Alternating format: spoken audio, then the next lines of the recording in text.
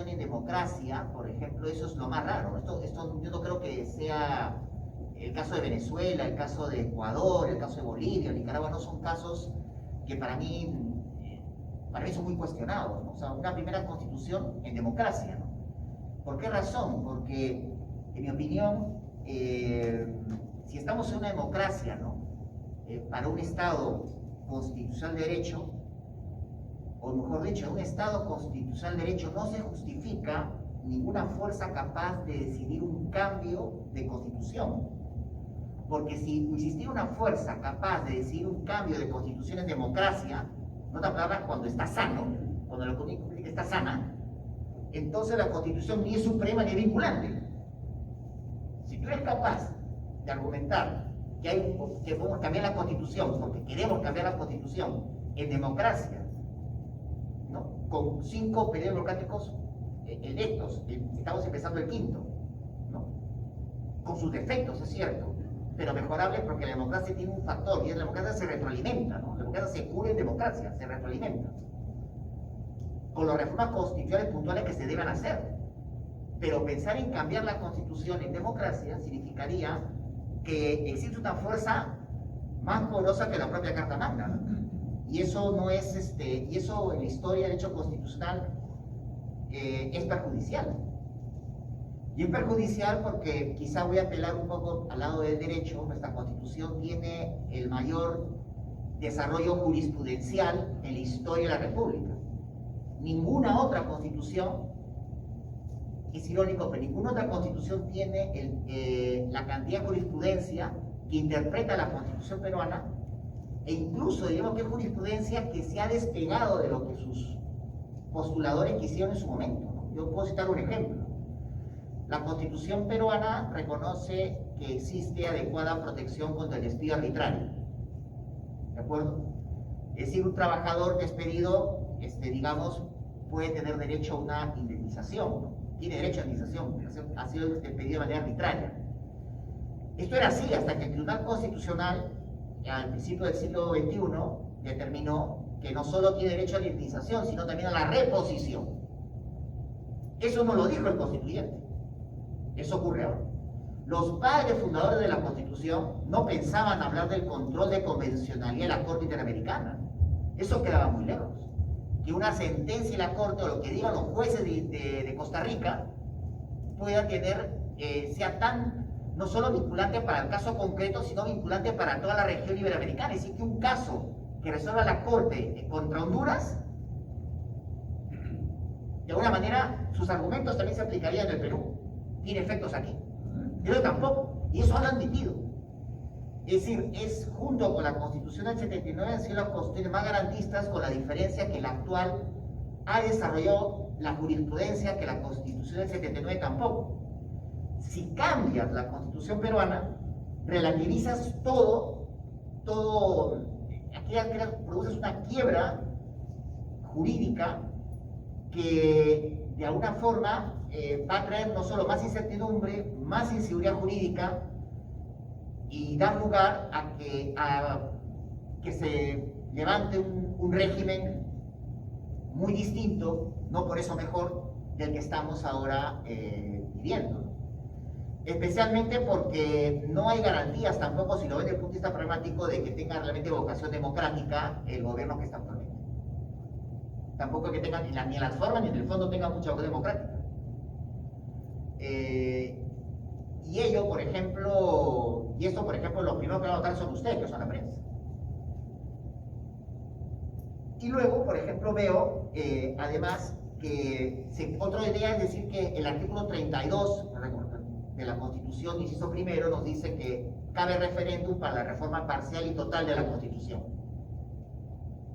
Y se quiere detener uno en ese solo artículo de la Constitución sin mencionar que ese artículo se vincula al artículo 206 de la Constitución peruana, el último, que establece la reforma constitucional. Porque, esto desde el punto de vista teórico, ¿no? La Constitución se interpreta en unidad, ¿no? Este artículo que cabe por referéndum la reforma total y parcial de la Constitución, se interpreta en armonía con el artículo 206, que nos dice que la reforma constitucional aprobada por el Congreso por vía absoluta pasa luego a referéndum. Están vinculados. Y si no me creen, vamos a la ley. La ley 26.300, el artículo 39, inciso A, de la Ley de Participación Ciudadana, establece que procede el referéndum para la reforma total y parcial de la Constitución de acuerdo con el artículo 206. No es solo interpretación, sino que el propio legislador ha determinado que este artículo 32 se interpreta siempre en armonía con el 206, no de manera aislada, ¿no? Esa segunda parte, el gobierno no la dice. Es una omisión, es una omisión. Decir, por ejemplo, además, ¿no?, que estamos hablando, por ejemplo, además de que la Constitución ha cumplido un pacto, ha cumplido su tiempo la Constitución, ¿no? Se necesita un nuevo pacto, ¿no? Ya quisiera que la Constitución peruana sea fruto de un pacto, ¿no? Ninguna Constitución peruana ha sido. Pero esta Constitución, a diferencia de las anteriores, sí puedo notar, de alguna manera, no sería mezquino no reconocer que los 4 gobiernos democráticos consecutivos y el quinto que estamos empezando, el que terminemos, más el desarrollo jurisprudencial, sí de alguna manera ha fomentado por lo menos un acuerdo procedimental. Porque hay elecciones, hay revocatorias, hay acciones de garantía que se tramitan, que llegan ante orden constitucional, que llegan incluso ante la Corte Interamericana. Hay un acuerdo, todo el mundo, los abogados, penalistas, civilistas, tutelistas, tienen que saber lo que es el tribunal. Este fenómeno no había ocurrido antes en el derecho constitucional peruano. Hay un acuerdo procedimental no reconocido naturalmente. Y finalmente, lo que adolece la Constitución peruana en general, en la historia de las constituciones, es que no está anclada, no se ha querido anclar a un determinado hecho histórico. México la tiene anclada con la Revolución Mexicana, ¿no? Argentina la tiene anclada, fíjate, Argentina, que es un modelo que se hace en el siglo XXI, Fernández no te habla de cambiar la Constitución porque se lo come en vivo.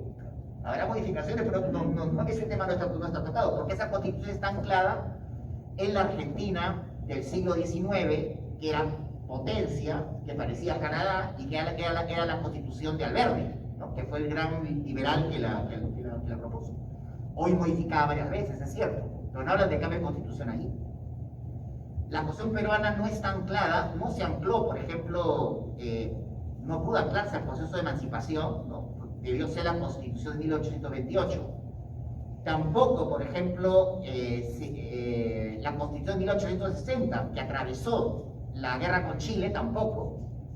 La Constitución del 1920, la elegía, tampoco, con el Estado Social, ¿no? La Constitución del 79, a pesar, bueno, ya saben la historia, ¿no?, con el tema del producto del golpe de Estado, último golpe de Estado militar. Y la Constitución del 93, por ejemplo, no da la gana de asociarla con la Constitución que venció al terrorismo y tampoco anclarla con la idea de que es la Constitución que venció la hiperinflación, que muchos que estamos aquí ya hemos vivido. Con todos los defectos y problemas que pueda tener, el constituyente ha previsto que sea debidamente reformada, ¿no?, por los requisitos que ella misma ha previsto. Un cambio brutal de la Constitución es abrir las puertas a la incertidumbre, especialmente, y termino, porque los que proponen el cambio no nos dicen qué quieren a cambio. Ustedes nos han dicho qué quieren poner a cambio. No dicen absolutamente nada. No nos dicen qué nos van a dar a cambio, y eso es irresponsable. Lo dejo acá, que son 10 minutos. Gustavo.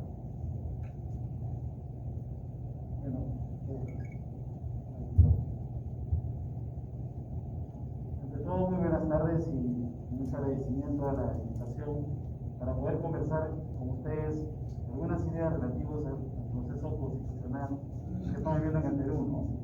Y también saludar acá al maestro Carlos Atkinson, un hombre intachable y además una autoridad moral en el ámbito académico bien importante, y felicito a la región de Piura por tenerlo, ¿no? Bueno, yo creo que hay un punto que es importante, ¿no? El derecho constitucional o lo constitucional se ha entendido siempre como un asunto de política.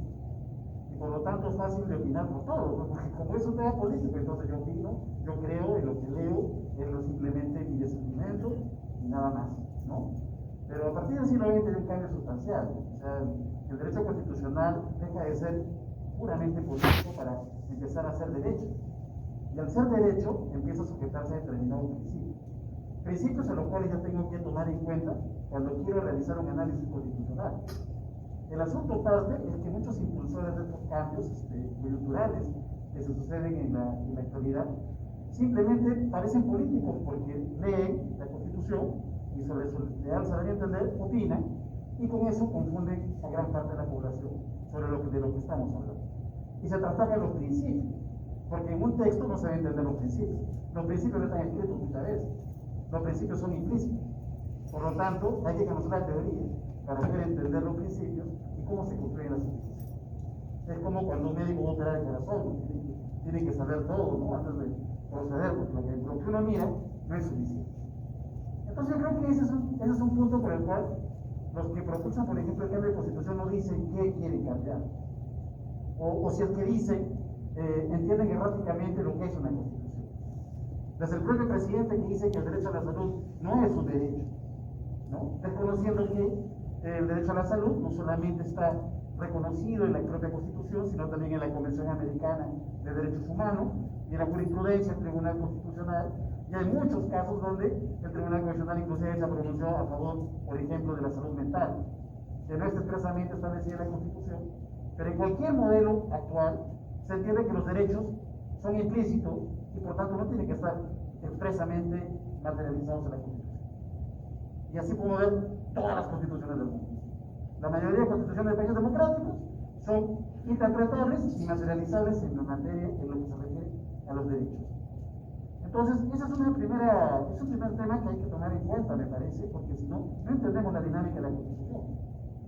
Entonces, cuando se dice que reformar los derechos, en realidad es algo muy bizantino, porque los derechos no necesitamos hacer un cambio estructural, que corremos el riesgo de cambiar las bases de un modelo que poco a poco ha ido avanzando, con deficiencia, con hierros, con problemas, pero ha ido avanzando en materia tutelar. O sea, hoy en día hablamos de estabilidad laboral, en el caso Fedratel, hoy en día hablamos del derecho de las mujeres, cada vez hay más reivindicación del derecho de las mujeres, de los trabajadores, etc. Pero los derechos también son una dinámica de avanzar. Lo que requerimos son instituciones sólidas, no instituciones improvisadas, con magistrados con cargos vencidos. No, lo que requerimos son personalidades que realmente representen la aspiración de la sociedad y no un cambio de constitución propiamente. Entonces, ¿cuál sería el motivo para cambiar la constitución? Probablemente hay un motivo sustancial, ¿no? Que es que el poder no funciona. Y ahí podríamos empezar a conversar. Pero no sobre la base de los derechos ni el origen de la Constitución, porque oigan, la Constitución de 79, la Constitución del Perú 79, se hizo en una dictadura. Los de la izquierda no firmaron la Constitución del 79, dijeron, Javier de Jaceco dijo, no, yo no firmo esa Constitución, porque es un pacto de Latra con el PPC, es un pacto del imperialismo, no firmo. Y la izquierda no firmó la Constitución del 79. Hiciste una dictadura y es así que Belaúnde dijo, no, yo no voy a participar en esa asamblea porque es convalidar el golpe. Que primero me entreguen el poder y yo convoco a la constituyente.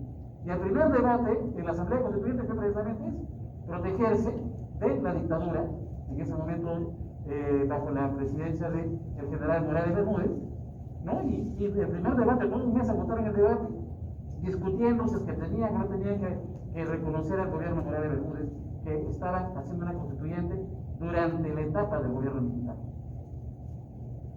Los Estados Unidos también, ¿no? O sea, Barack Obama, que es un hombre afroamericano, tendría que haber reformado la Constitución de los Estados Unidos de 1787, en razón de que es una constitución hecha por los hacendados burgueses norteamericanos que tenían esclavos, ¿no? Y que suscribieron una constitución para poder justificar la propiedad privada y el dominio que tenían sobre, en ese momento, la máquina que era el hombre negro que producía el algodón al que le explotaba y que por tanto sobre esa base construyeron una constitución.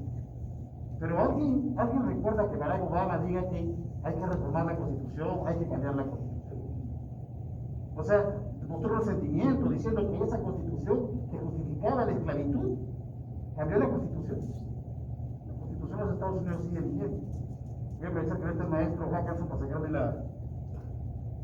No, porque con los lentes es un poquito complicado poder hablar. Entonces, tampoco es por un origen en realidad, porque las constituciones pasan, ¿no? Pasan de sus titulares y van legitimándose con el paso del tiempo. Entonces, si no son los derechos, si no es propiamente el origen, ¿qué quedaría para cambiar una constitución? Lo único, como le vuelvo a decir, que yo podría, tratando de hacer un esfuerzo para poder entender a aquellos que sostienen que se necesita un cambio de constitución, es básicamente la estructura de poder, ¿no? Incluye aquí el capítulo económico, que siempre se ha discutido, gran parte de la población o de un sector político lo discute. Pero en realidad ese problema, y hay que ser bastante honestos, es un problema congénito de las repúblicas hispanoamericanas. Porque cuando surgen las repúblicas hispanoamericanas, el gran problema es que transportamos el sistema europeo de organización del poder, ejecutivo, legislativo y judicial, provincias, departamentos, y lo traemos y lo instalamos en América Latina. Y con ello instalamos también las taras, porque como no somos una sociedad como la europea, ¿no? Nos encontramos con una población divergente, heterogénea, en algunos casos con grandes focos de corrupción, etc., que definitivamente no han podido lograr funcionar un sistema como ese. Entonces, en realidad no es un problema de la Constitución del 93, es un problema histórico del constitucionalismo latinoamericano. Por eso es que Roberto Gargarella señala que el gran problema del constitucionalismo latinoamericano es los poderes, lo que él llama el cuarto de máquinas de la Constitución.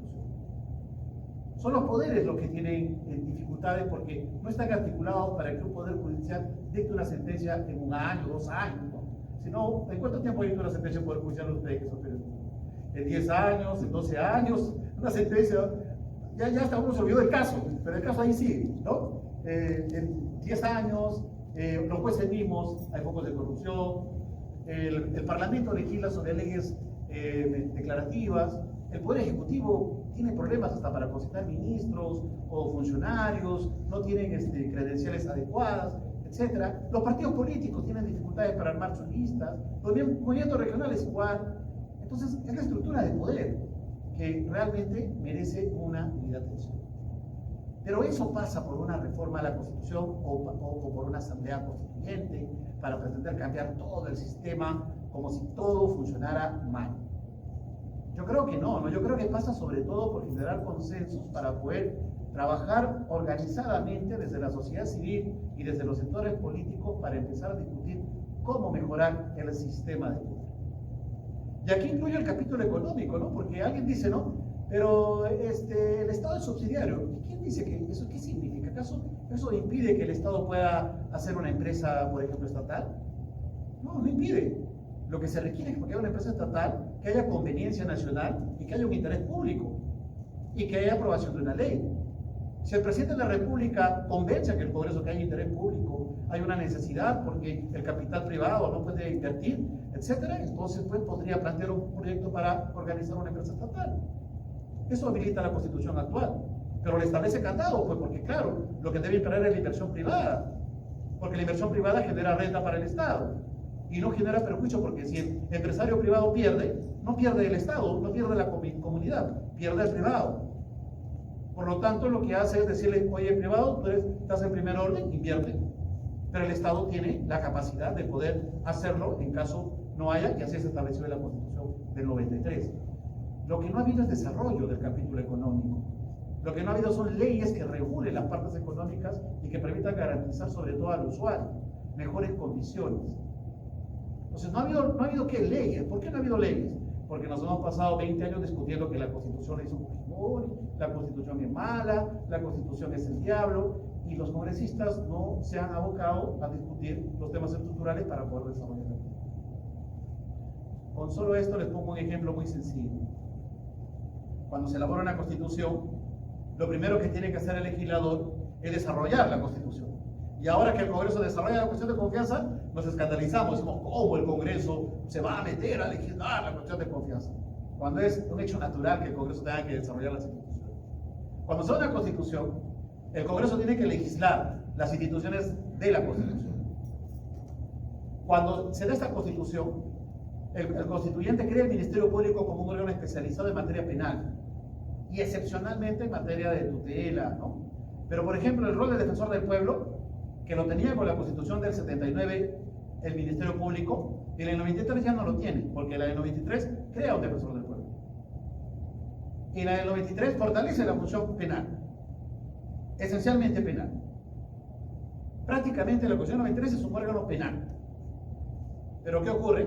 Que tenemos una ley orgánica del Ministerio Público que debió regular después de la Constitución del 93, que nunca le hemos dado, que es una ley orgánica de 1982, que regula el poder Ministerio Público de la Constitución del 79, donde el Ministerio Público también es defensor del pueblo, donde el Ministerio Público tiene fiscalías civiles porque no existe el Ministerio de la Mujer, no existen las demunas, nada. Entonces tienes un fiscal en materia civil al que los contribuyentes les pagamos un montón de dinero para que pueda opinar en una previsión adquisitiva de dominio o un divorcio.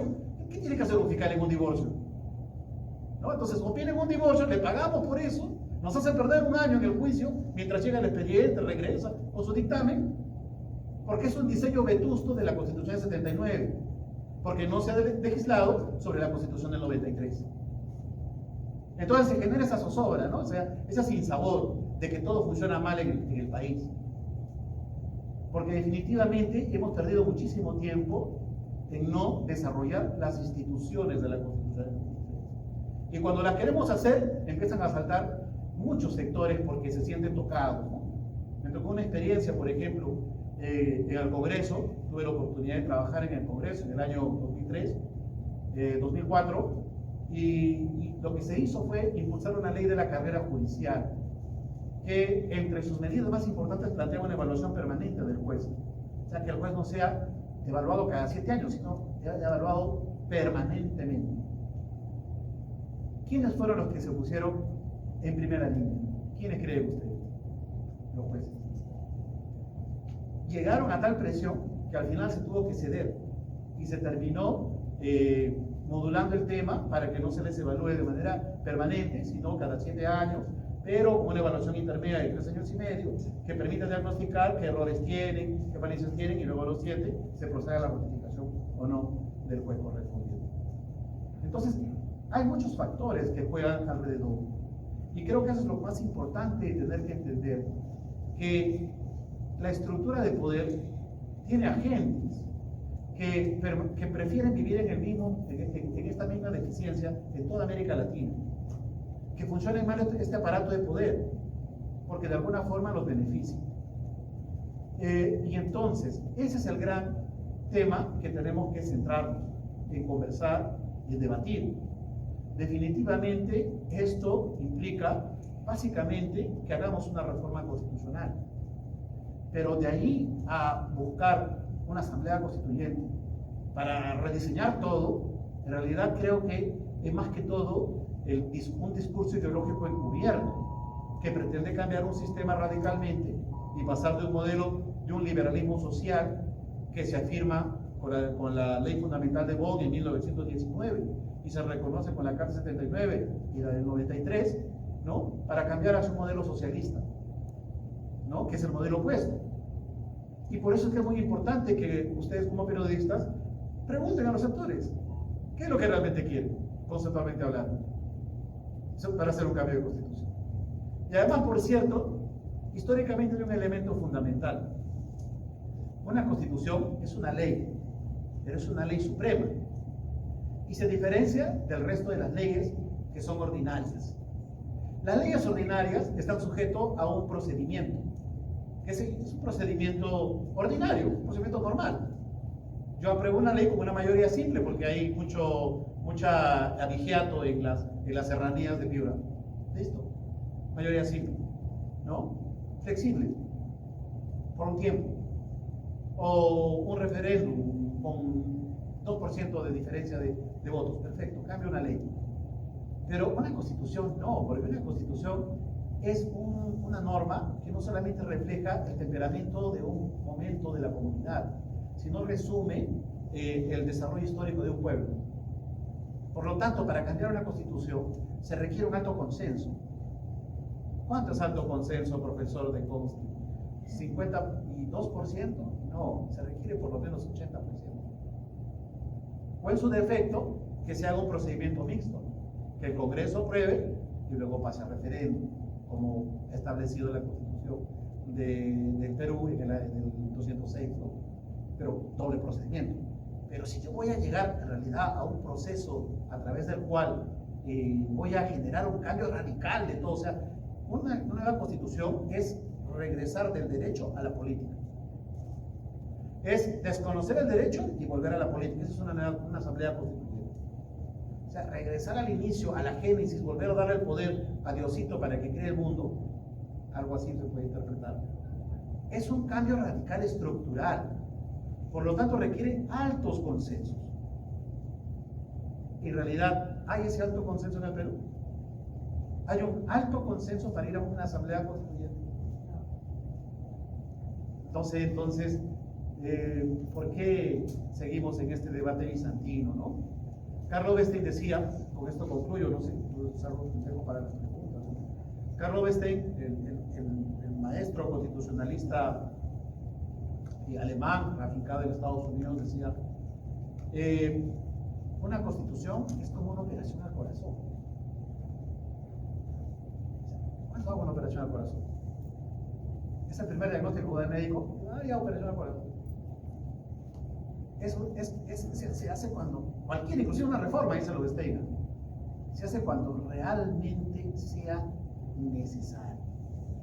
Y entonces Lobestein dice, para proceder a ese momento, tenemos que generar un sentimiento constitucional. Tiene que haber un ambiente generalizado de que la población considera que es necesario un cambio radical. Porque si no hay ese consenso alto generalizado, entonces un cambio constitucional es un riesgo, es un peligro, porque puede ser un discurso demagogo, semántico, que busca encubrir una intención de toma del poder de un modelo autoritario, porque es básicamente un mero discurso para convencer a la población para por medio instaurar un régimen político autoritario. Constitución semántica. Entonces Carlo Bestein dice, hay que convencer a la población, hay que sentir que realmente necesitamos un cambio sustancial. Porque si lo que requerimos son necesarias reformas para reivindicar a los sectores que no han sido beneficiados por el desarrollo económico, por ejemplo, generemos un proceso de reforma a la Constitución sin destruir la estructura constitucional, porque nos puede ocasionar mayor riesgo que ventaja. A la operación al corazón se llega cuando ya no hay remedio. Al cambio constitucional es lo mismo. Se llega cuando ya no sea posible poder mejorar las cosas por la vía de la reforma constitucional y en tiempos actuales de la interpretación a la Constitución que realiza el Congreso, que realiza el Tribunal Constitucional y que realizan el resto de poderes. Así se entiende en la actualidad cómo es que la Constitución de los Estados Unidos, después de 200 años, con 30 artículos en la actualidad, sigue vigente hasta el día de hoy. ¿Cómo es que la Constitución de Bélgica de 1835, si mal no recuerdo, hasta el día de hoy está vigente? Con unos cuantos pocos artículos, ¿no? La Constitución es larguísima, ¿no? ¿Cómo es la Constitución de Francia o de Italia de 1947? Ya tiene más de 50 años, ¿no? Es importante, sobre todo, el rol que vamos a asumir los actores. Y es ahí, creo que, donde debiéramos focalizarnos para poder optimizar las instituciones de poder, ¿no? De lo que realmente funcionaba en el mundo, que es la democracia, sobre la base de un modelo donde hay libertades y se busca la justicia social, que creo que es el resumen de la historia, como diría Francis Fukuyama. Muy bien, dejo aquí entonces la palabra, no sé si continúo. Con las preguntas, ¿no? A la discusión. Abrimos los micrófonos, como dirían en la radio. ¿Alguna pregunta? A ver. Andrés Vera, del Regional. Mi pregunta se centra o quizá pedirle un comentario respecto a lo que ha acontecido recientemente, ¿no? Que es la aprobación de la cuestión de confianza en función al articulado que dice la Constitución Política del Perú. Para algunos constitucionalistas esa es una modificación constitucional y el procedimiento no sería el adecuado. En todo caso, quisiera un comentario sobre el particular.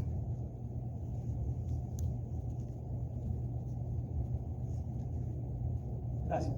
Bueno, una pregunta bastante interesante, ¿no? Como les decía, quizás también obedezca que no hemos hecho desarrollo de la Constitución.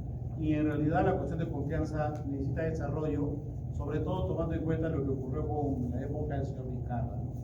O sea, creo que se debe entender algo bien claro, que hay un poder, el único poder que es ilimitado es el poder constituyente. Es el que hace la Constitución. Pero como el poder constituyente, para que surja, tiene que ser una explosión social, un momento excepcional, no se sabe cuándo. Antauro Humala quiso convocar a una asamblea, a un poder constituyente, terminó en la cárcel. Fujimori lo hizo y sí logró aceptación, ¿no?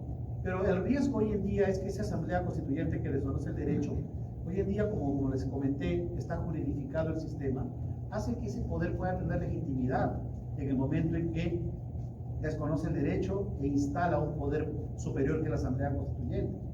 Pero le genera consecuencias jurídicas en el futuro, como ocurrió con Fujimori, porque puede ser responsabilizado por delito de rebelión. Porque como se ha juridificado el derecho constitucional, entonces el acto puede ser muy político, pero termina teniendo una consecuencia jurídica, porque se está desconociendo el derecho. El poder constituyente por eso nace cuando se funda un Estado. Se va a fundar un nuevo Estado, el pueblo está a favor, constituyente. O cuando se va a refundar el Estado. Este Estado está caduco. No queremos un Estado imperialista, queremos un Estado comunista, revolución, asamblea constituyente. Esa es la magnitud del poder constituyente. Es tan complejo el poder constituyente que genera consecuencias hoy en día en el Estado constitucional. Entonces la teoría de la Constitución, para evitar esta situación de grave crisis política, que en el Perú hemos vivido en 11 oportunidades, salvo la Constitución del 34, que se hizo como consecuencia del procedimiento que establecía la Constitución de 1828. La Constitución de 1828 decía, después de 5 años se convocará una Asamblea Nacional para que revise la Constitución. Interesante el artículo del 1828. Pero toda la nueva Constitución ha sido fruto de golpes de Estado, del desconocimiento del derecho y la invocación de la política pública. Pero eso se podía hacer en el siglo XIX, pues, ¿no? Porque, claro, el Estado constitucional no existía, pero en el siglo XX ya no se puede hacer, porque genera consecuencias jurídicas. Esos revolucionarios se pueden ir presos. Tiene legitimidad. Fujimori tenía el 90% de aprobación, pero después de 20 años, lo que tiene es responsabilidad política, ¿no? Entonces, ese es el riesgo. Entonces, la teoría constitucional, para evitar esta situación, ha creado una figura que se llama el poder constituyente derivado. ¿Ok? Poder constituyente derivado. ¿Quién es el poder constituyente derivado? El poder constituyente derivado es uno de los poderes ordinarios que crea la Constitución. Como les digo, el constituyente es como el Dios, ¿no? Vamos a crear el poder, dice, ¿no? Acá nombro poder ejecutivo. Muy bien, acá nombro poder judicial, poder legislativo. Acá está el Jurado Nacional de Elecciones. Acá está el defensor del pueblo, tribunal. Entonces nombra los poderes, ¿no? Todos son poderes constituidos. Todos son poderes limitados. El único ilimitado es Dios, el constituyente. Pero todos estos son limitados, porque su límite lo establece el constituyente. Entonces, la figura es que el constituyente, para evitar que nuevamente haya una revolución o un cambio radical, le asigna a uno de esos poderes constituidos la posibilidad de la reforma a la Constitución. Usualmente se le entrega al Congreso. Dice, mi poder de cambio de la Constitución te lo voy a entregar a ti, Congreso. Pero te voy a entregar para que tú no seas un poder descontrolado, vas a tener que alcanzar un alto nivel de consenso, 87 votos. O vas a tener que someter a referéndum tu propuesta. Solo así te concedo autoridad para que tú puedas cambiar la Constitución. Tú eres el único. Nadie más. El Poder Ejecutivo, no puede. El Poder Judicial tampoco. El Tribunal Constitucional tampoco, señor. El Tribunal Constitucional puede interpretar, pero no puede reformar la Constitución. El único es el Congreso, porque se le ha otorgado el título de poder constituyente derivado. Pero entonces el Congreso ahora es un doble poder. Es un poder constituido cuando elabora la ley, sujeto a controles, y es un poder constituyente cuando reforma la Constitución, sujeto solo al pueblo. Pero para eso tiene que llegar a 87 votos para reformar la Constitución. Entonces, cuando un poder constituido como el Ejecutivo quiere hacer cuestión de confianza, ¿cómo va a ser cuestión de confianza sobre la Constitución si la Constitución está por encima del Ejecutivo? Si el poder constituyente derivado, que es el Congreso, está por encima del poder ejecutivo. Si el único que puede cambiar la Constitución, interpretarla, desarrollarla, es el Congreso. Y el Congreso tiene dos vías, con esto es la cuestión de confianza. O bien reforma la Constitución e incorpora texto que habrá aprobado, que dice, Ejecutivo, usted no me vuelve a hacer nunca más cuestiones de confianza por reformas constitucionales porque eso le pertenece al poder constituyente. Y lo hace en la Constitución. Y cuando lo hace por la vía de la Constitución, reforma de la Constitución, no puede ser sujeto a ningún control. Así se puede hacer. O lo hace por la vía de la ley, interpretando la Constitución. Y cuando lo hace por la vía de la ley, está actuando como un poder ordinario. Por lo tanto, su interpretación está sujeto a control del Tribunal Constitucional. Entonces, yo como Poder Ejecutivo puedo interponer una demanda de inconstitucionalidad contra el Poder Legislativo porque no ha actuado como reformador de la Constitución, sino como intérprete de la Constitución, para que el intérprete supremo pueda validar o no lo que hizo el Congreso. ¿Me dejo entender? Un poco complejo, pero así es la mecánica, ¿no? Entonces, es el juego del checks and balances, de los pesos y contrapesos del sistema constitucional. Pero es ilógico que se pretenda, por eso a mí me sorprende mucho la postura de algunos colegas, cuando pretenden creer que la cuestión de confianza puede ser tan grande que puede llegar inclusive a que el presidente pueda hacer una cuestión de confianza por una reforma a la Constitución. El presidente puede hacer cuestiones de confianza hoy en día en todo lo que sea ligado a sus atribuciones. Tiene mucho margen para hacer cuestiones de confianza. Alguien decía también, se ha roto el equilibrio de poderes, decía, ¿no? Se dice, ¿no? Y en realidad, estimados periodistas, nunca existió equilibrio de poderes en el sistema político peruano, porque el sistema político peruano es presidencialista. O sea, siempre el poder de peso está en el presidente. El presidente tiene más poder que el parlamento. Tan es así que esta constitución, la del 93, todavía le da más poder al presidente. Porque con la constitución del 79, para poder cerrar el Congreso, la constitución del 79 decía, el Parlamento tiene que denegarle la confianza a 3 gabinetes. Esta constitución la ha reducido. El presidente puede cerrar el Congreso cuando se le diga a 2 gabinetes. Solo a 2. No a 3 como en el 79, solo a 2. Y el presidente hoy en día tiene tan fácil para disolver el Congreso, porque basta que no le den confianza a 2 gabinetes. Y puede plantear la cuestión de confianza, en efecto, por lo que se le ocurra. Puede plantear la cuestión de confianza por mi ley de reforma agraria. El presidente Castillo ha anunciado que va a hacer una ley de reforma agraria, ¿no? Una reforma agraria, una nueva reforma agraria. ¿Dónde está? No hay todavía, pero seguro en algún momento la presentará. Y el Congreso probablemente no la apruebe. Si el Congreso no le aprueba su reforma agraria, puede ir a la primera ministra y decir algo cuestión de confianza. O me van a dar el respaldo a mi reforma agraria o no. Porque eso no es competencia del legislativo, es competencia del ejecutivo, la política de materia agraria. Eso no se ha prohibido. El gobierno sigue teniendo competencia para su cuestión de confianza grande. Por eso digo que sigue siendo presidencialista el sistema político. El presidente tiene mucho. Lo que pasa es que creo que alrededor del presidente hay voces que no le hacen entender cabalmente el sistema político. El presidente puede decir una cuestión de confianza sobre la reforma agraria. No quiere aprobar este Congreso. Cuestión de confianza. Y si me deniega la cuestión de confianza, nuevo gabinete. Y puedo volver por la misma reforma agraria. Y si me deniega, disolución. Puedo hacer confianza como lo hizo Camet Digma, cuando fue ministro de Economía. También puedo hacer cuestión de confianza sobre un ministro. Personalmente, doctrinariamente yo no estoy de acuerdo, pero hay antecedentes que ha sucedido. Técnicamente la ministra Mirta Vázquez podría ser cuestión de confianza por el ministro Barranzuela. Si así lo quisiera. Me están censurando al ministro Barranzuela, no lo dejan trabajar. El presidente lo considera imprescindible para la seguridad ciudadana y para desarrollar la política de seguridad integral de las comunidades campesinas y nativas, con las rondas urbanas, etc. Me están censurando en cuestión de confianza.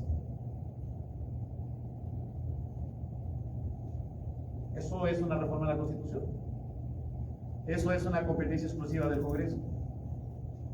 No, eso son políticas de Estado que el gobierno puede implementar. En consecuencia, señores periodistas, el sistema sigue siendo presidencialista. El presidente tiene muchísimo poder. Lo ha tenido antes y lo sigue teniendo. Lo que ha hecho el legislador en la actualidad es frenar el exceso que podría hacer el gobierno haga cuestión de confianza por competencias exclusivas del Parlamento. Por ejemplo, ¿a quién le otorga la titularidad y le dice, Congreso, usted se encarga de elegir a los magistrados del Tribunal Constitucional? Le está diciendo al Congreso. Como al presidente, la Constitución le dice, presidente, usted se encarga de designar al presidente del BCR. Si el Congreso lo censura al presidente Castillo, lo vaca por el BCR, en realidad sería un exceso, porque es una atribución constitucional del presidente señalar quién es el presidente del BCR. Y en este caso el Congreso es el órgano exclusivo de designar quiénes son los magistrados del Tribunal Constitucional. No nos gusta, cambiemos la Constitución, pero la Constitución así lo señala. Entonces, ¿cómo va a ser una cuestión de confianza sobre la atribución que tiene mi vecino con sus hijos? O sea, eso es del otro poder del Estado. O sobre la reforma constitucional que le otorga al poder constituyente derivado. Yo qué tengo que ver, es un poder superior. No puedo hacer cuestión de confianza sobre la reforma de la Constitución, pero sí puedo hacer cuestión de confianza sobre las políticas que me atañen como gobernante. Yo como gobernante requiero expulsar a los venezolanos, hacer una política de salud estatal, lo que quiera, o sea, lo que usted quiera, señor. Así es el régimen político. El presidente tiene atribuciones en todos los sectores. ¿Eso puede llevar a confianza? Sí. ¿Está limitado? No, no está limitado. Entonces creo que también parte mucho por algo, ¿no?, que quizás sea importante. Y es que es importante ser plural, porque la democracia es ser plural. Y la pluralidad debe implicar que haya debate y que también los medios cumplan ese rol de invitar a las posiciones opuestas y no solamente tomar discursos de una posición que quizás tenga mayor cobertura mediática probablemente, pero es importante y es un deber imperativo también para el comunicador social informarse de ambos lados de una postura, ¿no?, de las dos caras de la misma moneda, porque finalmente así se puede llegar a la verdad. Gracias.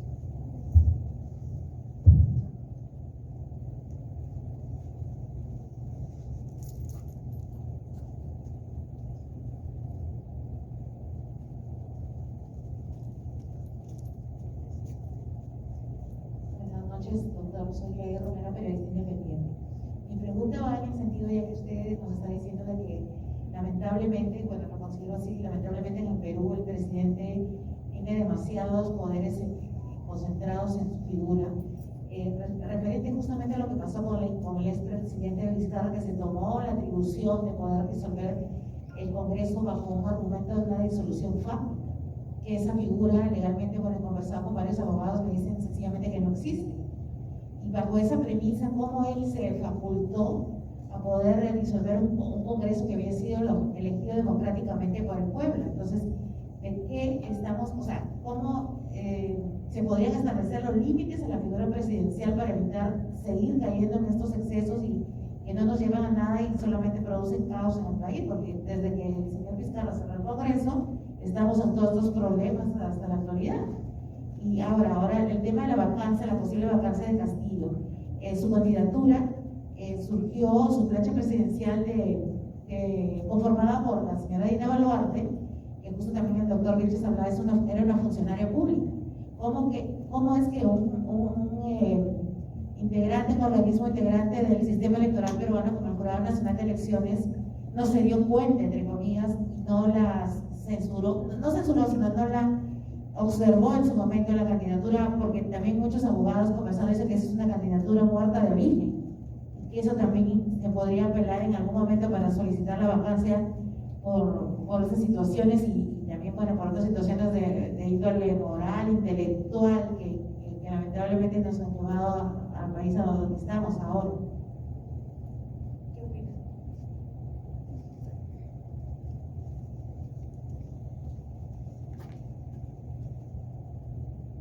Gracias. Bueno, precisamente esa es la razón por la cual el Congreso ha limitado la confianza, ¿no? Ha sido un desarrollo frente al uso excesivo de esta institución, ¿no? Como digo, el presidente Vizcarra utilizó para frenar la elección de los magistrados del Tribunal Constitucional y entendió que se le estaba denegando prácticamente la Constitución, cosa que no existe, es inexistente, ¿no? Pero como le digo, el presidente tiene bastante poder que es muy difícil que durante su mandato puede estar sujeto a un control de sus excesos o de sus límites. Y usualmente estos controles se dan con posterioridad a dejar el cargo, ¿no? Pero porque durante el periodo que él desenvuelve es prácticamente irresponsable. El presidente es irresponsable, se protege mucho la figura del presidente y la responsabilidad durante su desempeño se traslada a su ministro, ¿no? Y bueno, lo que ha ocurrido en todo caso es que el presidente ha tenido una bastante popularidad, como le dije, legitimidad que también la tuvo Fujimori en su momento, pero el hecho como tal, hasta ahorita, sigue generando un impacto, ¿no? Un impacto porque ha generado una crisis política y luego se han develado algunos hechos cuestionables que dieron lugar a su vacancia, ¿no? Entonces, ese uso indebido de la inmunidad tendrá que ser en algún momento resuelto por los órganos de control político y jurídico que puedan haber, pero sí era necesario, sobre todo en un país como el nuestro, que todavía está en formación constitucional y no entiende la estructura de las instituciones, y si no a veces lo requiere leer, ¿no? O sea, si no lo leo, no lo entiendo, no lo creo, ¿no? Entonces, ese es el error a veces del académico o del legislador, que en todo caso tiene que desarrollar las instituciones para que se puedan comprender cabalmente. Es lo que ha hecho el Congreso, por eso señalé oportunamente hace unos días que no hay un cambio en el sistema de poder. El presidente sigue teniendo el poder. El presidente es un rey sin corona. El presidente, fíjate que disolvió el Congreso, convocó a un parlamento y quizás el gran problema es que nuestro sistema presidencialista no ha formado instituciones, sino únicamente caudillos. En el modelo presidencialista norteamericano, por ejemplo, que es el presidencialismo más exitoso y mejor desarrollado, el presidente sí tiene una vinculación con su partido y cree en las instituciones, al punto que Donald Trump, que pretendió desconocer las elecciones, recuerdan ustedes que tomó el Capitolio y todo, tuvo que arrepentirse de lo que hizo y ahora está esperando los 5 años para postular, ¿no?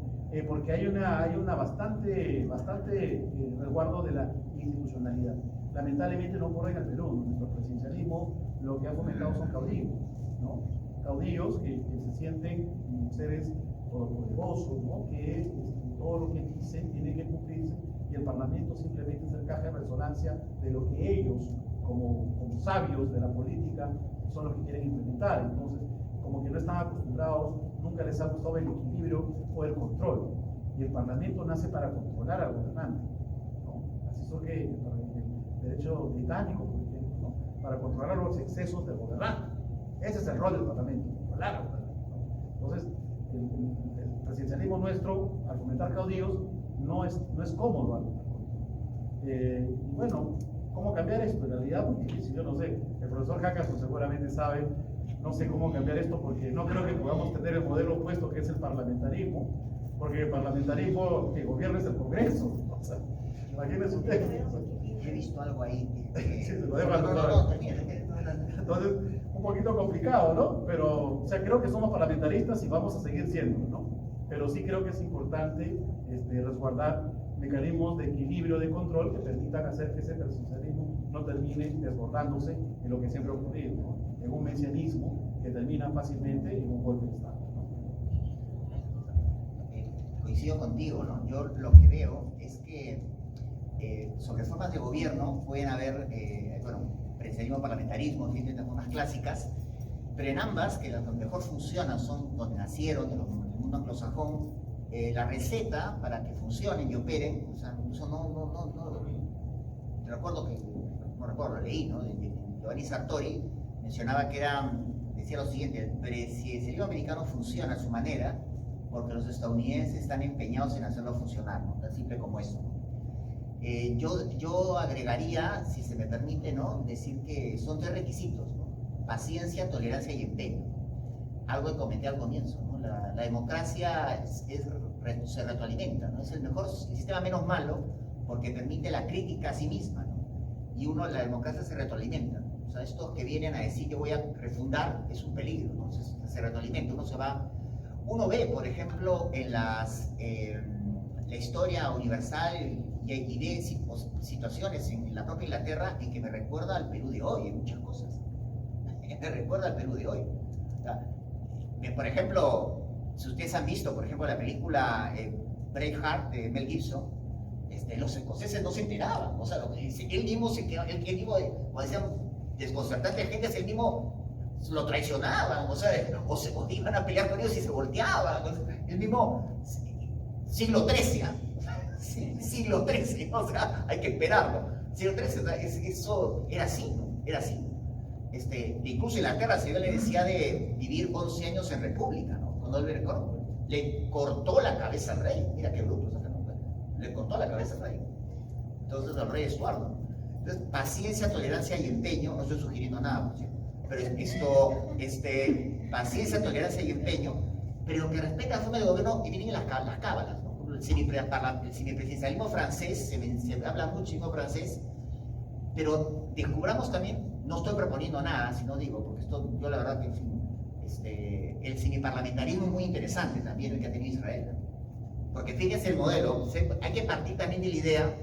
No son soluciones, estoy planteando nada, estoy pensándolo ahora en voz alta y gracias a lo que comentaba Gustavo, lo digo, ¿no?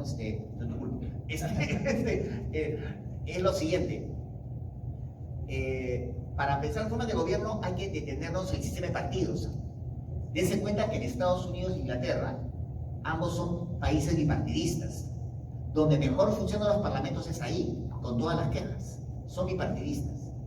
Entonces, el núcleo, el punto de apoyo es el estudiar el sistema de partidos. Ojo, el Perú no tiene sistema de partidos, tiene bancadas, ¿no?, que fungen de partidos, pero no tiene. Pero si esto lo asocio al modelo semiparlamentarista que tengo, y es que en el semiparlamentarismo, el Parlamento elige por mayoría simple al jefe de Estado. Y el jefe de Estado nombrado por mayoría simple, o sea, no sería difícil en principio, pide a la mayoría, pide que nombre a un primer ministro con mayoría absoluta. El jefe de Estado, nombrado con mayoría simple por el Parlamento, cumple actos netamente protocolares. Inaugura, clausura, ¿no? Promulga la ley, ¿no? Pero el primer ministro es el que lleva la hacienda pública, es el primer ministro como si fuera parlamentarista, semiparlamentarista. En un contexto, ¿no?, en que uno pensaría en un contexto de un parlamento fraccionado donde no vamos a tener pasado mañana un sistema de partidos, pensar a lo mejor es no digo suicidio, pero sí, en fin, quienes hablan mucho, ¿no?, del semipresidencialismo, yo preferiría que se analice también si la posibilidad del semipresidencialismo, pensaría la posibilidad que se tiene también el semiparlamentarismo. Ambos me parece una locura en la realidad, o sea, porque son cambios muy drásticos, pero hay que buscar un modelo realmente, ¿no?, que nos ayude de alguna manera nos puede ayudar a dar gobernabilidad. El modelo que tenemos actualmente no es de antes de ayer, se gestó a mediados del siglo XIX, en 1860, con la creación de la presidencia del Consejo de Ministros, y eso dio interpelación, y eso dio lugar a que de pronto aparecían las preguntas, aparecía la moción de censura, luego la cuestión de confianza, luego la disolución parlamentaria contra la Constitución, y luego después, con la actual Constitución, se aprobara la cuestión de confianza obligatoria. Es en lugar de que todo haya sido una Constitución reformada, ha sido una evolución. O sea, esto no es desde ayer. ¿Pero qué demandaba? Demandaba el mayor consenso político posible desde el Parlamento.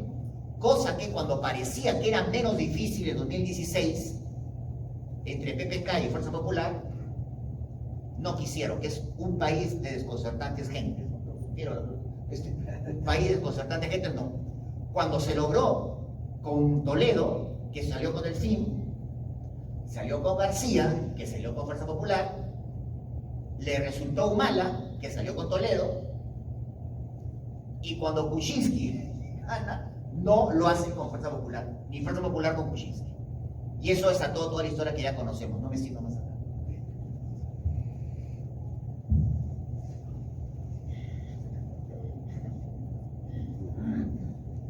¿Otra pregunta?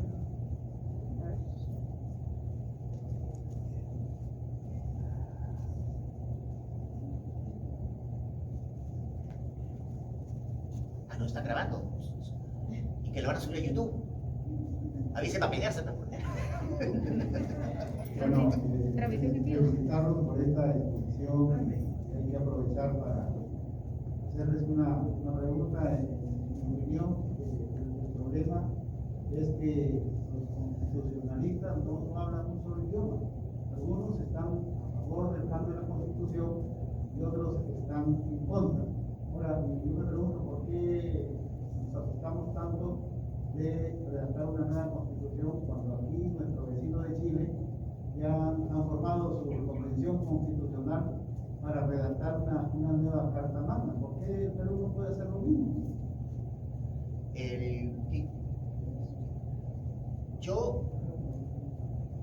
El caso de Chile no me parece del todo adecuado. Gracias, Mario.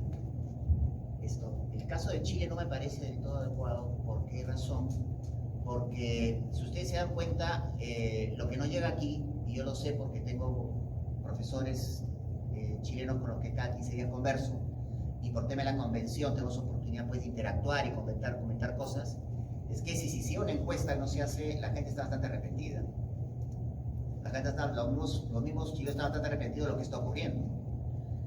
Pensar incluso hablar de ya no llamar República de Chile y empezar a hablar una serie de temas que desdicen de lo que un poco veía ese país, que pues era nuestra Israel, ¿no? Chile era nuestra Israel en esta zona, y que han podido lograr las cosas a través de un cambio constitucional, una reforma constitucional que ya ha tenido Chile varias reformas constitucionales. Es cierto que no es la primera vez, y lo he escuchado por constitucionalistas, damas constitucionalistas también, que mencionaban por qué hay que tenerle miedo. No se trata de tener miedo, ¿no? Se trata de la prudencia política. Creo que uno si se detiene a ver que estamos nosotros, en primer lugar, desde el punto de vista teórico, estamos ante una constitución viviente. Quizás los que no son abogados no me puedo dejar de entender mucho, pero es una constitución viviente porque digamos, no se agota en lo que dice la Constitución, sino que se va enriqueciendo en la medida, el contenido, lo que va diciendo el Tribunal Constitucional, y que gran parte de lo que se ataca a la Constitución es gran parte de la omisión del Estado. Al Estado, más todas palabras, la Constitución, lo que elijo al Estado es haz hospitales, haz colegios, da seguridad a la gente, crea infraestructura, promueve el bienestar general, y al privado le dijo, ¿no? Al privado, en lo que es digamos, se dan cuenta, el régimen económico no es el régimen económico de las grandes corporaciones. El régimen económico del Perú es el régimen económico del nacimiento de la clase media. ¿Qué cosa tampoco hizo el Estado? Formalizar a esa masa de emprendedores, ¿no? Que dan empleo, y no los ha formalizado para poder son invisibles. Aparentemente es una economía en gran medida invisible, pero que fomenta empleo. Y ahora está muy golpeada con el tema de la pandemia. Y que tampoco ha sido favorecida con reactiva, tampoco. Ha sido favorecido con reactiva quienes han podido conseguir, tienen mejores espaldas financieras y han podido conseguir crédito en el extranjero. Entonces, yo creo que el Estado no ha cumplido su debida tarea.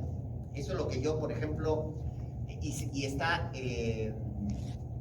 culpando, ¿no?, a la Constitución de la situación que vivimos, que es producto, ¿no?, de la ausencia de Estado. Fíjense, cuando el Estado, hablamos de un Estado que no llega a 800 metros de altura, llega a las plazas de armas de las regiones, pero hacia adentro no llega el Código Civil, ¿no? Y el Código Penal tampoco, si no, no habría ronderos. Es una situación es un tema de un Estado débil y desinstitucionalizado. Eso es lo que tenemos, es una especie de derecho costero que no ha penetrado en el país. Y esto es una situación que es real. 70% de informalidad es algo bastante anormal. Es un país informal. No es 30% de informalidad, que es una tarea pendiente. 70% es, y va a ir a más, va a ir a más. No creo que sea, para terminar, de la palabra Gustavo, no creo que sea un tema de tener miedo, ¿no? Yo lo que tengo miedo es a la falta de seguridad jurídica. Dense cuenta, ¿no? Con el cambio de gobierno, mucha gente ha retirado su dinero. Y estamos bajo esta Constitución. Imagínate lo que va a ocurrir si es que finalmente terminan cambiando. Gracias. Sí. Sí. Cecibel Buitrón, soy periodista independiente, exalumna del doctor Canson. Estás incógnito, pues. No, doctor, muchas gracias. Ustedes hablaron de partidos políticos. Yo escuché a un especialista indicar o resaltar la importancia de los partidos políticos para la democracia. ¿Usted coincide con esa idea de este especialista, que los partidos políticos son muy importantes para el desarrollo de la democracia? Sí. Y en todo caso, la segunda interrogante que le podría hacer es: ¿qué opinión tiene acerca de estas múltiples organizaciones políticas que entran a la lid electoral? ¿Cómo afecta eso a la representatividad cuando ya llega un gobernante al poder? Yo lo que veo es que realmente, cuando hablamos de los partidos políticos, imaginémonos, por ejemplo, un circuito de carreras de Fórmula 1, ¿no? Con todas sus peripecias, ¿no? Ese es el sistema, ¿no? El vehículo es el partido. Pues son los vehículos de la democracia. Lo que vimos ahora es una tendencia, ¿no?, mundial en gran medida, de desprestigiar al Parlamento, que es donde está la representación nacional, y de una manera atacar a los partidos, ¿no? Esto viene, por ejemplo, en el Perú lo hemos empezado a vivir con fuerza en los años 90. Y de eso todavía no nos recuperamos todavía. Lo veo como indispensable la idea de que se fortalezcan los partidos. Y hemos tenido una época, por ejemplo, por lo que ustedes conocen, quizá una época en que los partidos ahora tienen nombres de jabones, ¿no? Somos Perú, ¿no? Tienen nombres de jabones, tienen nombres tienen nombre Contigo Vecino, ¿no? Vamos con Fe, ¿no? Qué linda la fe, ¿no? O sea, eso, por ejemplo, son los nombres de los partidos. O sea, es lo que ocurre ahora, ¿no? Entonces, no tenemos, por ejemplo, no tenemos, decir, por ejemplo, un partido como volver a la idea como antaño, a lo mejor será muy difícil, se ha instaurado. Luego tenemos carencia de líderes. Lo que estamos viendo ahorita es una orfandad política tremenda. Es una realidad, una orfandad política, ¿no? Entonces, fíjate, romper el partido hay una orfandad política. En la oposición, por ejemplo, nadie lleva un liderazgo. Y si eso sumas que los que aprendan algo o son jóvenes, hombres, mujeres prometedores, en 5 años se van a ir como no volvamos a reelección inmediata. Entonces no es una decisión política, es una especie de experiencia política. No hay carrera política, hay experiencia política. De 5 años y luego pues se jubila. ¿Y tú crees que una persona que tiene ahora 25, cuando acabe con 30, a los 35 va a volver? Ya tiene su vida. No está para reinventarse. Está lógico, ¿no? Gustavo. Perdón, No, brevemente también. En realidad, al colega primero que señaló, en realidad no es ningún temor a nada, ¿no? Sino, básicamente, como constitucionalistas, creo que nos corresponde defender siempre el derecho. Y el derecho significa respetar las reglas, ¿no? Y por lo tanto, puede haber un cambio, puede haber una asamblea constituyente, pero tiene que hacerse de respeto a las reglas y al imperio del derecho.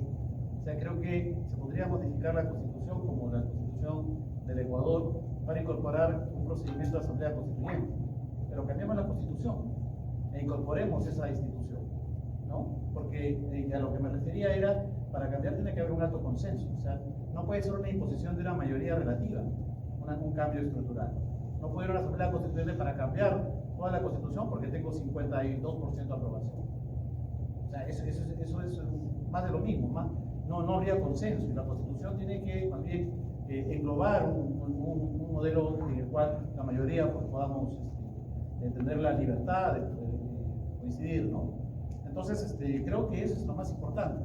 En todo caso, por eso sembremos un sentimiento y diagnostiquemos la necesidad de un cambio radical, porque una asamblea constituyente es un cambio radical, como ocurrió en Chile. En Chile, la constitución de Pinochet fue de 1980, una constitución que tuvo, si bien algunos cambios, pero muy pocos. Más bien, en Chile había un modelo hegemónico en el cual muy pocas instituciones de tutela de los derechos se han sido creadas, como en el caso de Perú. El caso de Perú es distinto. El caso de Perú tiene muchísimas reivindicaciones que se han dado durante los últimos 20 años. Se han reinventado instituciones. La descentralización no es un problema, el problema es la corrupción de las autoridades regionales. O sea, no tenemos un problema de crisis económica, tenemos un problema de integridad de nuestros líderes regionales para poder invertir, para poder distribuir. Tenemos harta plata por la minería. El problema no es la plata, el problema es que no llega a las comunidades campesinas y nativas. O sea, necesitamos cambios, sí, pero para eso es necesario un cambio en la Constitución o una reforma del sistema de redistribución, etcétera, que se pueda hacer con la ley. Entonces, por eso debe haber mejores razones para cambiar la Constitución. Y la verdad que yo hasta ahora no las encuentro, por eso te decía, razones por el que la firmó Fujimori es una razón. Entonces, como decía, entonces Barack Obama, ¿qué fue? ¿Por qué no reformó la Constitución esclavista de los asentados norteamericanos? Claro, ¿por qué no lo hizo? O sea, ¿realmente es un problema de la Constitución o en realidad son estos problemas asistémicos que vivimos en la actualidad, ¿no? Y claro que es importante los partidos, pero los partidos han sido destruidos, ¿no? Y la política se ha mercantilizado, ¿no? Claro, porque un notable profesor como el doctor Jacasson no puede postular al Congreso porque, claro, viene el dueño de alguna empresa pesquera que va a invertir $1 millón a la campaña y el profesor Jacasson tiene que pedir licencia sin goce de haber 2 meses para postularse. El profesor Jacasson, que es un hombre honesto, ¿cómo va a pagar el colegio de su hijo y todo lo demás? O sea, encima está castigado, ¿no? Mientras que el otro, claro, el profesor Jacasson va con su dinero a hacer sus afiches, 10.000 afiches, y luego viene el empresario de pesca y te saca 1 millón de afiches. O sea, ¿cómo compites? Las reglas deben cambiarse. Correcto, ahí vamos. O sea, creo que lo que tenemos que buscar es la unidad para poder darnos cuenta que lo que tenemos que buscar es el cambio de reglas, de hacer que se fortalezcan los partidos, de crear nuevamente la política y de hacer que, sobre todo, se premie el mérito.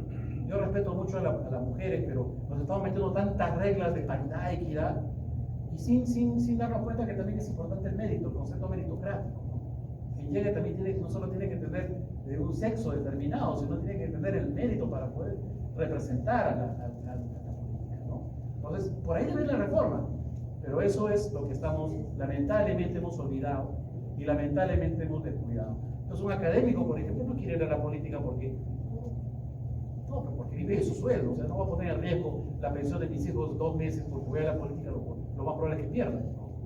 Luego hay contradicciones, ¿no? ¿no? Sí. No, chiquitísimo. No. Entonces hay muchas cosas como esa que creo que sí es tarea urgente de estos debates que me parecen sumamente ricos e importantes. Felicito a los organizadores de poder sensibilizar, sobre todo como ustedes que son la voz del pueblo. Creo que es importante y ojalá que vengan los otros, ¿no? Me gustaría que vengan los otros posicionalistas que ustedes han dicho, ojalá que vengan, sería bueno realmente, ¿no? Fíjense que... Pero también ustedes, con esto también lo digo. No. Metamos cuestionando lo que usted está diciendo. Seamos, tratar también los medios actuar con imparcialidad, ¿no? O sea, creo que la imparcialidad es un punto central en el periodismo, así como en el derecho, en nosotros el derecho. Creo que Claro. es lo que más importante. ¿Sí o no? No, conferencia, no, parafraseando lo que comenta, ¿no? Fíjense, existen congresistas que están promoviendo la contradicción, están promoviendo la Asamblea Constituyente, ¿no es cierto? ¿No? Es válido, o sea, no puede haber, esto lo dijo un americano, ¿no? Que una persona no puede alegar la inconstitucionalidad de una norma que lo beneficie. Es congresista, fue elegido con estas reglas, gana su sueldo, tiene sus prerrogativas y desconoce la constitución que ha elegido. No puede alegar la inconstitucionalidad. Esto lo dijo Abrams, ¿eh? Sobre el control no es posible alegar la inconstitucionalidad de una norma que beneficia justamente al demandante. Y segundo lugar, cuando hablamos de constitucionalistas, cuidado. Solo lo digo, hablo a futuro, esto es a futuro.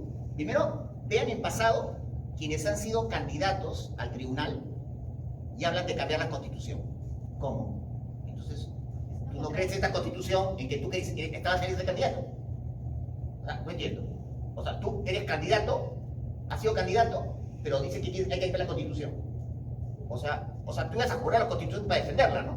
Pero resulta que ahora me dices, eso es una contradicción. O también hacia adelante, a los ex magistrados, los que sean, porque han habido varios, ¿no es cierto? ¿No? Si dicen que están en contra de la Constitución, eso está muy mal, porque simplemente, ¿cómo van a estar en contra de algo que han supuestamente defendido? Igual. Son contra, será polémico lo que digo, pero digo, esto es a futuro. Es a futuro. Esto estoy seguro que va a ocurrir. Esto seguro que va a ocurrir. Una pregunta. ¿Qué te ayudo, Mara? Esta sería la última pregunta para poder. No, porque no. Segunda visión. Segunda. Yo creo que usted dice realmente, sea lo que se dice, se habla entre la ciudadanía, porque ahorita en estos momentos hay que está contemplando la firma de recolección para cambiar la constitución realmente. Hay partes, plazos, no estamos. Ya recolectando que es algo que ir contra la constitución realmente. Los ciudadanos no pueden realmente decir, quiero que me cambien la constitución realmente. ¿Es algo ilegal realmente todo esto? Yo cuestiono el tema del haber pedido un planillón para la firma, porque finalmente me parece que es, pero hay antecedentes, ¿no? Alberto Boreo Dría presentó una demanda de inconstitucionalidad con la actual constitución y de alguna manera el tribunal hizo juego y la admitió y dio un pronunciamiento, ¿no? La declaró y pues infundada, pero de todas maneras creo que también fue polémica, ¿no? Yo la verdad que creo que esas firmas, el problema va a estar en que esas firmas que se recolecten, finalmente el Congreso tendrá la última palabra y ahí va a quedar, tendría que quedar en principio. Le están vendiendo a la gente como que la firma tiene la fuerza y de ahí directamente al referéndum, ¿no? Y que el Congreso empiece a mesa partes, ¿no? Y eso no dice la ley de participación ciudadana. El Congreso tendrá que decidir votar para tomar la decisión de que haya referéndum, ¿no? Y eso es otro tema. Está vinculado al artículo 106. No hay información, no es una información totalmente veraz la que se está transmitiendo. Yo tampoco pincho globos, por ejemplo, cuando está el movimiento distinto, el momento en que por colocar en la Constitución que no haya que Asamblea Constituyente. Es implícito en la Constitución que no cabe, por ejemplo, ya la Asamblea Constituyente creó la Constitución, la elaboró y estableció el poder constituido, que es su procedimiento de reforma. Ya está el mecanismo, ¿no? Yo no estoy en contra de las reformas, ¿no? Que se hagan las reformas debatidas, pero un cambio de Constitución ahora, con una Constitución tan desarrollada, con jurisprudencia, la verdad lo veo contraproducente. Antes era cambiar de camisetas, porque la Constitución del 79, ¿qué sentencia? No sé, ¿tú recuerdas una sentencia de la Constitución del 79 que histórica, que la tienes enmarcadita? No, ninguna. ¿Alguien tiene preguntas? Ah, no, ya acabó entonces. Ya, estamos. Yo creo que, bueno, primero hay agradecer a tan distinguidos expositores. Creo que nos han ilustrado y nos han dado muchas pautas y creo que la tarea informativa y de comunicación ha dejado tareas, ¿no? Agradecer a los asistentes por habernos acompañado estos 2 días, invitarlos a que nos sigan en las redes, ya se las vamos a hacer llegar, y vamos a enviarles vía correo electrónico el certificado de asistencia, y como dijo ayer José Ignacio Beteta, pues se va a desarrollar una plataforma donde se van a ir colocando contenidos de estas y de otras conferencias y de algún trabajo de investigación que se vaya desarrollando para que ustedes lo puedan verlo, puedan analizarlo y si consideran pertinente. Muchas gracias y ojalá que pronto nos podamos volver a reunir.